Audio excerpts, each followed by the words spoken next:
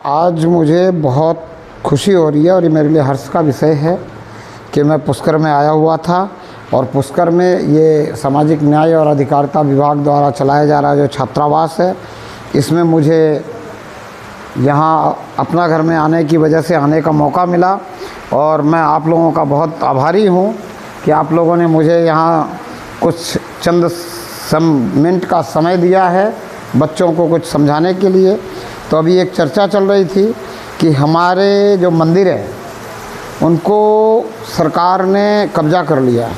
हम जो मंदिरों में चढ़ाते हैं वो सरकार लेती है और लेने के बाद में सरकार क्या करती है, वो देव संरक्षक विभाग है ना, देवस्थान विभाग है, उसमें चला जाता है और वहाँ से मौलवियों को तनख्वाह दी जाती है।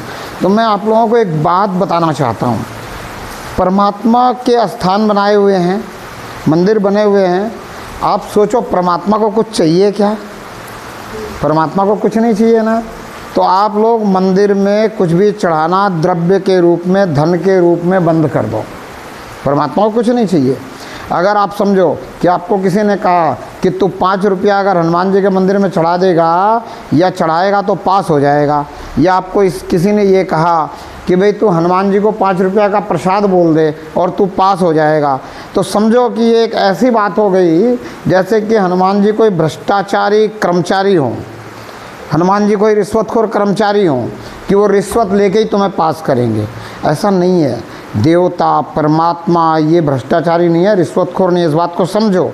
हमारे जो बुजुर्ग हैं वो भोले भाले हैं, वो आपके ऊपर टेंशन ना हो परीक्षा का, इसलिए आपसे ये बात कह देते हैं। आपको परीक्षा की टेंशन लेने की बिल्कुल ज़रूरत नहीं है। आप मेहनत करो, मेहनत से पढ़ाई करोगे तो आपको परीक्षा की टेंशन लेने की ज़रूरत नहीं पड़ेगी ना।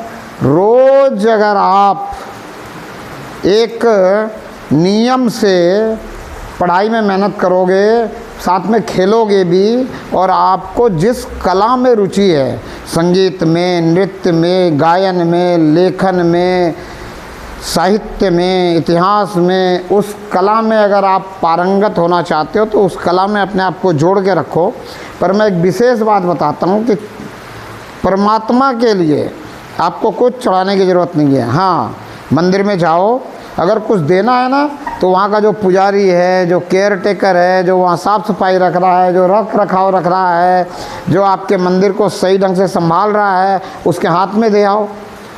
दान पात्र में डालने की ज़रूरत ही नहीं है ना। आप दान पात्र में डालेंगे तो वो सरकार लेके जा सकती है, फिर वो जाके देवस्थान विभाग को जा कर के मौलवियों को जा सकता है। आप सीधा किसको दे दो?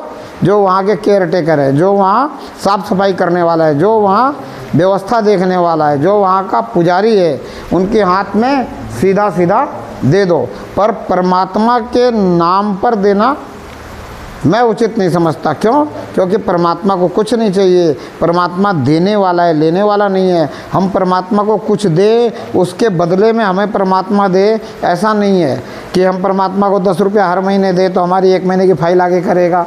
परमात्मा कोई एक्साइज इंस्पेक्टर तो है नहीं कि एक्साइज वाले को जो है हर महीने भ्रष्टाचार ही है। एक्साइज इंस्पेक्टर अगर रिश्वतखोर है तो उसको हर महीने जो है पहुंचाना पड़ेगा, उसका महीना हफ्ता जिसको बोलते हैं, उसके बाद वो जो है आएगा नहीं हमारी दुकान पर और वो कुछ करेगा नहीं, वो रेड नहीं डालेगा। ऐसे परमात्मा भ्रष्टाचारी नहीं है, परमात्मा रिश्वतखोर नहीं है। इस बात को समझोगे आप तभी बात बनेगी। समझ रहे हो बात को? परमात्मा देने वाला है, लेने वाला नहीं है। परमात्मा के नाम पर अगर कोई मांगता भी है ना तो उसको आपको यही कहना है कि भाई परमात्मा को तो कुछ नहीं चाहिए, आपको चाहिए तो आप परमात्मा के नाम पर क्यों मांगते हो? आप अपने लिए मांगो कि मुझे चाहिए या मेरे को ये ज़रूरत है, इस ज़रूरत के लिए चाहिए। अगर कोई आपको परमात्मा के नाम पर लल्लू बनाए तो बनना नहीं। कोई कहे कि आपके पितर ने बिगाड़ दिया या आपके इसने बिगाड़ दिया, कुल देवी ने बिगाड़ दिया, कुल देवता ने बिगाड़ दिया, तो इस बात को मानना नहीं। क्यों? क्योंकि हमारे जो पूर्वज थे उन्होंने हमारे लिए बहुत कुछ अच्छा किया। तो अब अगर वो शरीर में नहीं है, अगर पितर बन भी गए हैं तो क्या वो हमारा बिगाड़ेंगे? वो हमारा नहीं बिगाड़ेंगे, वो हमारा बनाएंगे। वो हमारे लिए कुछ भी करेंगे तो वो करेंगे जो सबसे अच्छा होगा। क्यों? क्योंकि उनको हमारे से ज़्यादा पावर मिल चुकी है। हमें क्या पता है, हम अगर करेंगे ना तो अच्छा करेंगे, बहुत अच्छा करेंगे। हम में से किसी को पता नहीं है कि हमारे जीवन में सबसे अच्छा क्या होने वाला है, हमें सबसे अच्छा क्या करना चाहिए, पर परमात्मा को पता है कि हमारे जीवन में सबसे अच्छा क्या होना चाहिए। तो परमात्मा जो भी हमारे जीवन में करेगा, करवाएगा, हमारे से, हमारी बुद्धि में डालेगा, वो सब सबसे अच्छा जो होगा वो करवाएगा। इस बात को समझो। अगर हम मंदिरों में देना बंद कर दें तो कोई देव स्थान ले जा नहीं सकता, और ये पैसे फिर मौलवियों को नहीं पहुंचेंगे, और हमारी सभ्यता, संस्कृति, हमारा देश समुन्नत और समृद्ध बनेगा। बनेगा कि नहीं बनेगा? बनेगा। जब विरोध अधर्मियों के पास, ये विधर्मी कहते हैं इनको, मैं अधर्मी कहता हूँ। क्यों? क्योंकि धर्म वो है जिसके अंदर दया है। धर्म तो हमारा है जिसके अंदर दया है, जिसमें हम जियो और जिलाओ की नीति में चलते हैं, खाओ और खिलाओ की नीति में चलते हैं। हम गाय को अपने तवे की घर की पहली रोटी देते हैं, हम कुत्ते को अपने घर की तवे की अंतिम रोटी देते हैं। बताया ना अभी आपको, आपके शिक्षक हैं आप, शिक्षक ने बताया कि आपको आप कीड़ी के जो है किरनाल में भी आप कुछ ना कुछ डाल के आते हो, यानी आप जिलाना चाहते हो सबको, आप जिलाने वाले हो। अगर कोई ये कहता ना कि जियो और जीने दो, तो वो जिलाने वालों में से नहीं है, वो सिर्फ कह रहा है कि जीने दो, मारो मत। लेकिन हम तो कहते हैं मारो मत, और अगर मर रहा है तो भी उसे जिलाओ। वो भूखा नहीं मरना चाहिए, उसको खिलाओ। धर्म है भूखे को भोजन देना। अभी इन्होंने बताया ना, हम तो उसको भी दूध पिलाते हैं जो जहर देता है, हमें काट दे तो हम मर जाएं। मतलब जो हमें दुख देने वाला है, हम तो उसको भी जिला करके राजी हैं।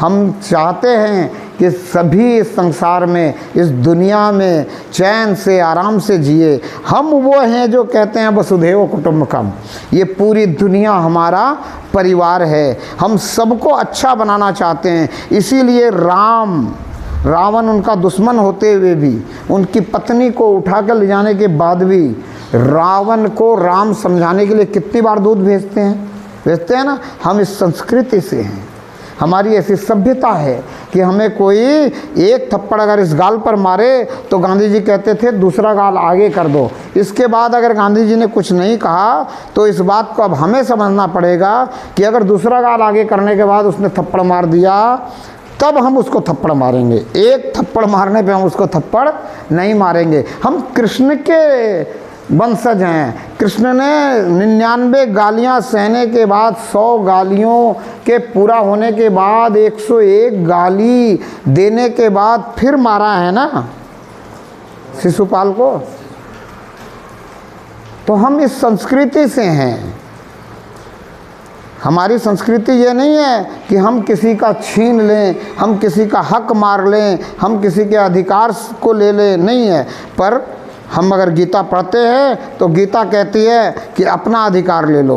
पर जब अगर हम रामायण पढ़ते हैं तो क्या है, 4 भाई हैं और चारों भाई में इतना प्रेम है कि एक दूसरे को कहते हैं कि मेरा भी अधिकार तू ही रख ले, तू राजा बन। दूसरा कहता तू राजा बन, तीसरा कहता तू राजा बन। ऐसा प्रेम है भाई में। बड़े भाई के प्रति कैसा उनका जो है उद्गार है, कैसा भाव है, और बड़े भाई का कैसा भाव है छोटे भाइयों के प्रति।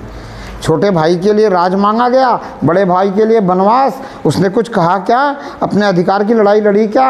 अपने हक की लड़ाई लड़ी क्या? नहीं लड़ी। वो कहा ठीक है, बहुत अच्छी बात है, छोटे भाई को राज दे दो, मुझे वनवास दे दो, कोई दिक्कत नहीं है, कुछ नहीं कहा। तो ऐसी हमारी ये संस्कृति है। पर आज के समय में भाई थोड़े से के लिए लड़ने लग जाते हैं। यहाँ पूरे राज्य की बात थी, राजकाज।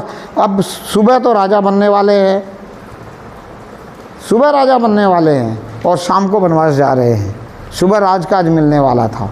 और भरत जी को देखो, छोटा भाई कैसा है, छोटा भाई राज मिलने वाला है। अरे अब तो छोटे भाई को सब कुछ मिल जाए और बड़ा भाई को बनवास, तो छोटा भाई जो है गदगद हो जाता है। नहीं, ऐसा नहीं है। छोटा भाई देखो कैसे मिलने गया है, वहाँ से कह रहा है कि आप चलो, आप ही राज का संभालो, मैं नहीं संभालूंगा। और फिर कह रहा है कि आप राजा नहीं तो मैं भी राजा नहीं, आपकी चरण पादुका रखूँगा और आपकी चरण पादुका रख करके मैं राजकाज करूँगा। तो हम इस सभ्यता संस्कृति से जुड़े हुए हैं। हम इस सभ्यता संस्कृति में हमें परमात्मा ने जन्म दिया है। हम बहुत सौभाग्यशाली हैं, हमारा बहुत बड़ा भाग्य है, अहो भाग्य है। इस बात को अगर हम समझेंगे और हम आगे जो अधर्मी है उनको भी समझाएंगे, तब जा कर के हमारे देश का कुछ भला होगा। तो ये हमें समझना होगा। और आप विद्यार्थी हो, तो जहाँ मैं आपको समझा रहा था पढ़ाई की बात, तो देखो पढ़ाई अगर आप ढंग से करते रहो तो खेलने में भी कोई दिक्कत नहीं है। लेकिन क्या है, शरीर से खेल रहे हो तो दिमाग में रिवीजन पढ़ाई की चलती रहे। जो आपको शिक्षक ने आज पढ़ाया, जो भी आपने आज पढ़ा, कल पढ़ा, पीछे का पढ़ा हुआ है, उसकी रिवीजन खेलते हुए भी चलता रहे। आप कहीं जा रहे हो घूमते फिरते तो दिमाग में लाते रहो ना कि मैंने क्या पढ़ा, मैथ में क्या पढ़ा, फिजिक्स में क्या पढ़ा, साइंस में क्या पढ़ा, हिस्ट्री में क्या पढ़ा, इंग्लिश में मैंने आज कौन से नए शब्द सीखे, मैंने इंग्लिश में आज कौन सा ग्रामर का लेसन लिया, हिंदी में कौन सा व्याकरण पढ़ा, हिंदी में मैंने आज कौन सी कविता याद करी, वो कौन सा मैंने चैप्टर पढ़ा, उसका क्या मोरल है, कौन से प्रश्न उत्तर। दिमाग में आप रिवीजन देते रहोगे तो आपको पता चलेगा कि कितना आपके मेमोरी में फिट हो गया है। और जितना मेमोरी में फिट हो गया है, उसके अलावा फिर आप दोबारा किताब पलट करके उसको एक बार पढ़ लोगे तो फिर वो क्या होगा, आपको हमेशा के लिए याद हो जाएगा। और एक बात बताता हूँ, जब शिक्षक पढ़ाते हैं ना और आप शिक्षक के मुख की तरफ देखते हुए ध्यान से उस बात को सुनोगे, दोस्तों से मित्रों से वार्तालाप उस समय नहीं करोगे, ध्यान इधर उधर नहीं करोगे, तो वो उसी समय आपके दिमाग में फिट हो जाएगा, उसी समय आपके जो मेमोरी में फिट हो जाएगा। बस फिर दोबारा आप उसको रिवीजन करते रहे। ब्लैक बोर्ड पे जब शिक्षक पढ़ाते हैं तो आपको ब्लैक बोर्ड की तरफ ध्यान देना चाहिए और किसी तरफ ध्यान नहीं देना चाहिए। मित्रता का समय बहुत मिलता है जब शिक्षक नहीं रहते हैं क्लास में, जब ब्लैक बोर्ड पे नहीं पढ़ा रहे होते हैं, उस समय आप आपस में मित्रता की बातें कर सकते हो। पर उसमें से भी ज़्यादा अच्छा है कि आप उस समय भी अगर रिवीजन में लगे रहें। माइंड सेट ऐसा बनाओ कि ज़्यादा से ज़्यादा रिवीजन आपको बिना किताब कापी खोले भी हो।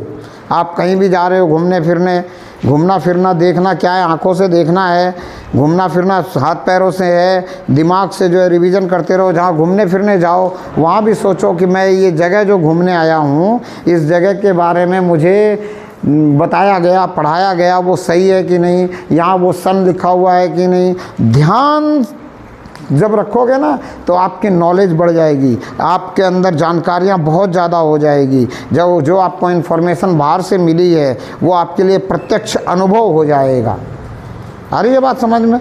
और समय की कमी है, सभी बैठे हैं, हमारे शिक्षक महोदय समय देख रहे हैं, तो इसी शब्दों के साथ मैं अपनी वाणी को विश्राम देता हूँ। और एक बात आपसे निवेदन करना चाहता हूँ कि आप जो जन्मदिन मनाते हो ना अपना, तो जन्मदिन पर केक और मोमबत्ती को अवॉइड कर दो। केक और जो मोमबत्ती है ना उसको बिल्कुल भी मत करो। आप दीपक जलाओ घी का, एक दीपक बहुत है घी का, घर में जलाओ एक दीपक घी का। और एक नीम का पौधा लगाओ कहीं भी, अपने अपने जन्मदिन हर साल एक नीम का पौधा लगाओ, कहीं भी लगाओ। पहले से जगह देख करके रखो, स्कूल में लगाओ, किसी गार्डन में लगाओ, किसी क्लब में लगाओ, छात्रावास में लगाओ, जहाँ भी जगह मिले आपके खेत में लगाओ। एक नीम का पौधा लगाओ और उस नीम के पौधे के पास ही आपको जो सेलिब्रेशन करना है वो करो। जो इच्छा है खाओ, खूब मौज मनाओ, खूब जन्मदिन मनाओ, पर क्या करो, केक और मोमबत्ती को अवॉइड करो। मोमबत्ती का धुआं किसी काम का नहीं है। मोमबत्ती का धुआं जो है वो जहरीला है। और केक जो है वो बासी केक, उसमें पता नहीं कैसे क्या बनाया हुआ है। से बासी रोटी हम खाते हैं नहीं और बासी केक खाते हैं, समझे कि नहीं? तो उसकी जगह पे कुछ अच्छी चीज़। अरे हमारे देश में मिठाइयों की कमी है क्या? 56 भोग हमारे देश में है, सैकड़ों हज़ारों प्रकार की मिठाइयाँ हैं। हमारे देश की मिठाई एक जलेबी विश्व में सबसे उत्तम मिठाई मानी गई है। विश्व की जलेबी सस्ती, अच्छी, अगर सही ढंग से बनाई जाए, उड़द के दाल की बनाई जाए तो पौष्टिक, मैदे वाली नहीं, उड़द के दाल की, जिसको हम इमरती भी कह देते हैं, वो एक नंबर में है सब स्वीट्स में। और फिर भी अगर हम वो खाएं कैडबेरी और ये सब, तो ये शरीर के लिए नुकसानदायक भी है और उसके अंदर जो है मिलावट है कुछ ना कुछ नॉनवेज की। यहाँ तक है 384 कोई नंबर है, वो गोमांस का कुछ है, तो वो उसमें है। और इसका प्रचार प्रसार अगर ये नाचने गाने वाले करते हैं, जिनको हम पहले भांड कहते थे, आज हमने उनको अगर आइकॉन मान लिया है तो ये हमने गलती की है। हमारे आइकॉन ये नहीं है, हमारे आइकॉन रामकृष्ण हैं, जो दुश्मन को भी समझाने की कोशिश करते हैं, जो दुश्मन को भी समझने का मौका देते हैं, जो दुश्मनी करना नहीं चाहते हैं, सबसे प्रेम करना चाहते हैं, सबको जो है वो सोचते हैं कि दुनिया में सब अच्छे से रहें, और जो अच्छे से नहीं रहने देता है उसका फिर उपचार करते हैं। अब वो उपचार कैसा है, वो उस समय में राजा थे तो मार सकते थे, हम राजा नहीं हैं।